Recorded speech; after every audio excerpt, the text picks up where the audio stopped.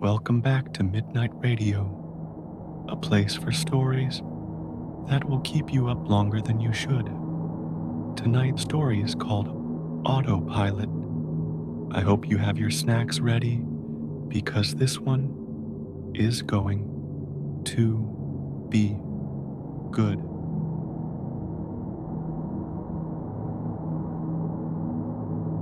Have you ever forgotten your phone? When did you realize you'd forgotten it?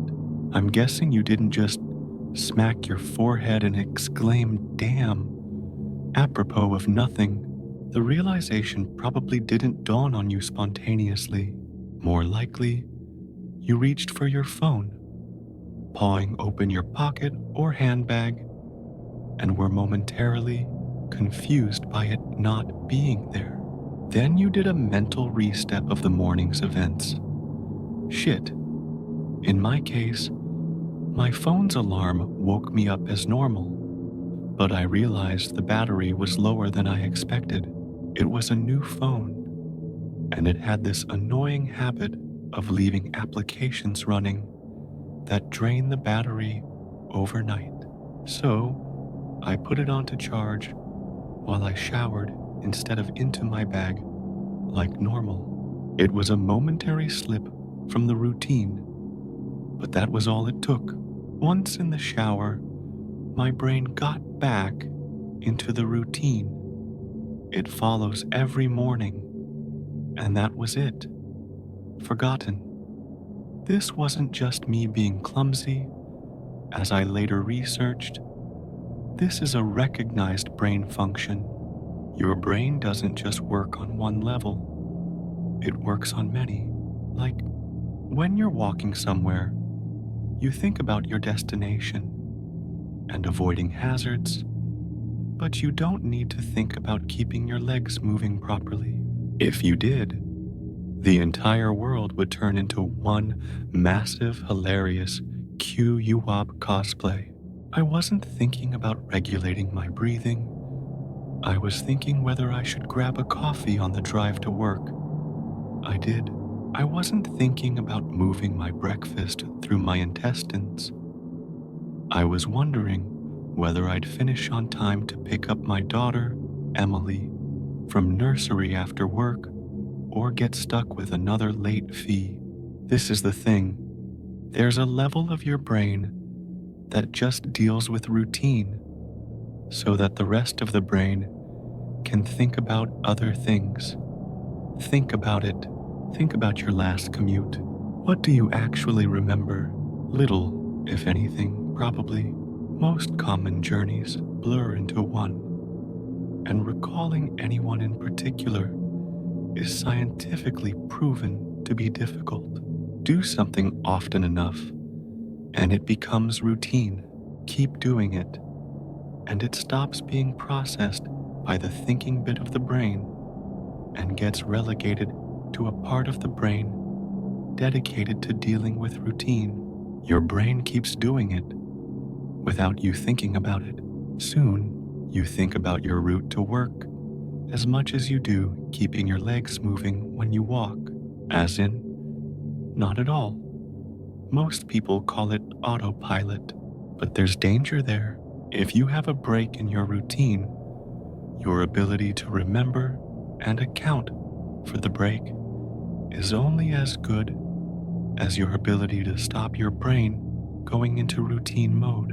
My ability to remember my phone being on the counter is only as reliable as my ability to stop my brain entering morning routine mode, which would dictate that my phone is actually in my bag. But I didn't stop my brain entering routine mode. I got in the shower as normal. Routine started. Exception forgotten. Autopilot engaged. My brain was back in the routine. I showered. I shaved. The radio forecast amazing weather. I gave Emily her breakfast and loaded her into the car. She was so adorable that morning. She complained about the bad sun in the morning, blinding her, saying it stopped her having a little sleep on the way to nursery, and left. That was the routine. It didn't matter that my phone was on the counter, charging silently. My brain was in the routine, and in the routine, my phone was in my bag. This is why I forgot my phone. Not clumsiness, not negligence, nothing more. My brain entering routine mode and overriding the exception. Autopilot engaged. I left for work. It's a swelteringly hot day already. The bad sun had been burning since before my traitorously absent phone woke me. The steering wheel was burning hot to the touch when I sat down. I think I heard Emily shift over behind my driver's seat to get out of the glare. But I got to work, submitted the report, attended the morning meeting. It's not until I took a quick coffee break and reached for my phone that the illusion shattered. I did a mental re-step. I remembered the dying battery. I remembered putting it on to charge. I remembered leaving it there. My phone was on the counter. Autopilot disengaged. Again, therein lies the danger until you have that moment. The moment you reach for your phone and shatter the illusion, that part of the brain is still in routine mode. It has no reason to question the facts of the routine. That's why it's a routine, attrition of repetition. It's not as if anyone could say, "Why didn't you remember your phone? Didn't it occur to you? How could you forget? You must be negligent." This is to miss the point. My brain was telling me the routine was completed as normal, despite the fact that it wasn't. It wasn't that I forgot my phone. According to my brain, according to the routine, my phone was in my bag. Why would I think to question it? Why would I check? Why would I suddenly remember, out of nowhere, that my phone was on the counter? My brain was wired into the routine, and the routine was that my phone was in my bag. The day continued to bake.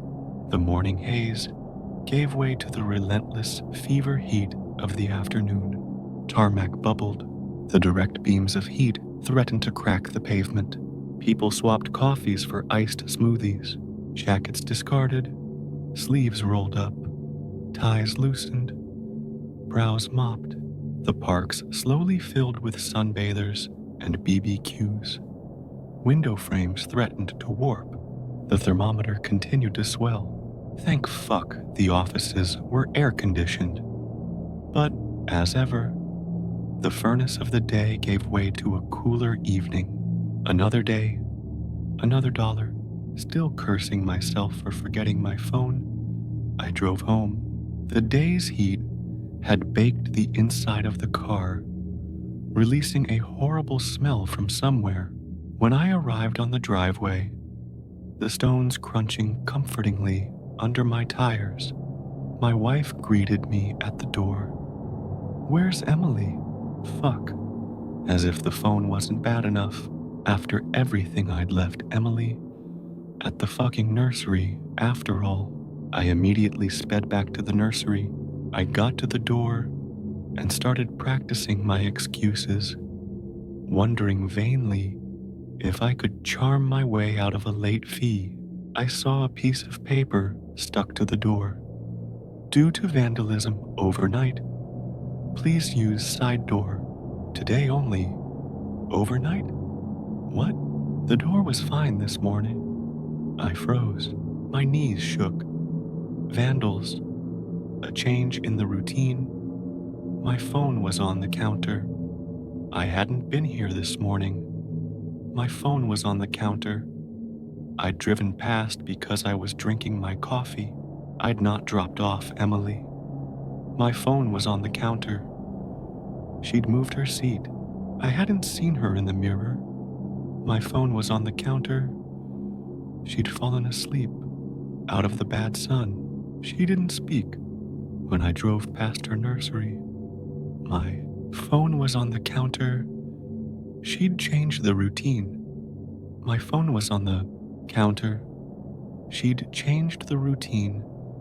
and I'd forgotten to drop her off. My phone was on the counter. Hours. That car. That baking sun. No air. No water. No power. No help. That heat. A steering wheel too hot to touch. That smell. I walked to the car door. Numb. Shock. I opened the door. My phone was on the counter, and my daughter was dead. Autopilot disengaged.